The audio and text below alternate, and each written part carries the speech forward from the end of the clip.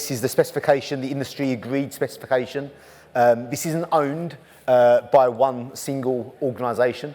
This is managed by an ES committee, of which we have a voice. We are a member of that committee, as well as the wider organisation, which includes other certification bodies and also other awarding bodies and organisations as well, along with the HSE, so it's industry collective.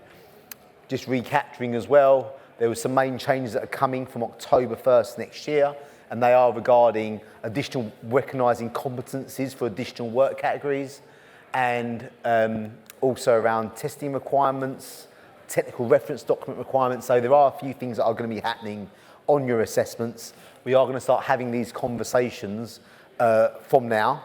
So those are the technical reference documents regarding additional work categories or scopes of work relating to electric vehicle charging equipment, solar PV and electrical energy storage systems. And then there was the additional test instrument requirements and the access to the ability to test for earth electro-resistance, solar irradiance, AC/DC clamp meter, along those lines. But again, it's only very relevant as well, and we've got a lot of questions around this.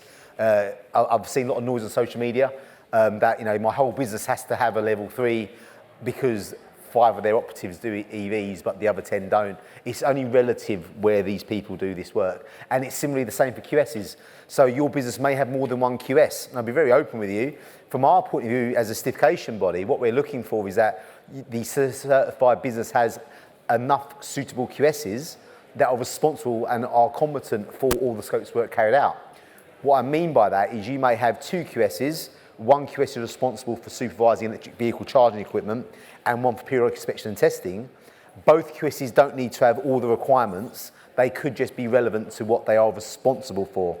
However, a lot of companies do have cross-skilling of their QSs, so you've got sickness cover, holiday cover, so it's obviously wise to consider that as well. But from an assessment purpose, as long as you can demonstrate that the QS and the work that they're responsible for, they're competent for that work, that's the main thing. And equally with the employee people as well, that the relevant people have got the relevant competence and meet the relevant competence requirements.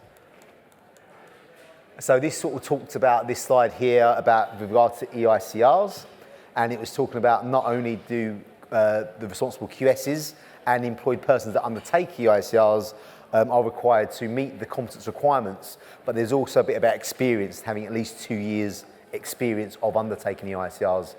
And as I touched on earlier, that can be demonstrated through shadowing of another competent person on EICRs as well. So that can be part of that experience, especially for apprentices and people that are coming, you know, into the industry as well. And then there's obviously the ongoing CPD element, which you would know the last couple of years we've already started discussing this on the assessments about CPD requirements, and we'll go on that later on as well. There is that demonstration of sampling records. So the assessor may ask, can I have a look at your training records? And obviously we'll be looking for things like, has he got a 2391? I have, by the way. But he'll be saying, you know, is he suitably competent to undertake that task? Equally, then it'll be, you know, can he demonstrate years experience? Can he demonstrate that Dan's still doing ongoing CPD? And I think a part about CPD, and you've probably seen it, Darren, is when we talk about ongoing CPD, we're not referring to like an SMSTS qualification that you've done years ago and it's still in date. It's ongoing. So we want to see ongoing learning since that last assessment. And if you want anything, won't say it. Yeah, just echo what you say really. We'll come on to CPD in a minute, but it can be recorded many ways, different ways. Fantastic CPD today.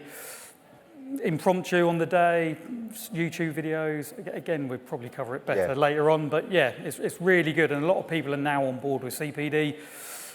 3-4 years ago, it was very, more stuff to do, but now it's just ingrained. People are almost proud of what they've done. I turn up and their certificates, they're all there, they're done, which is really good to see.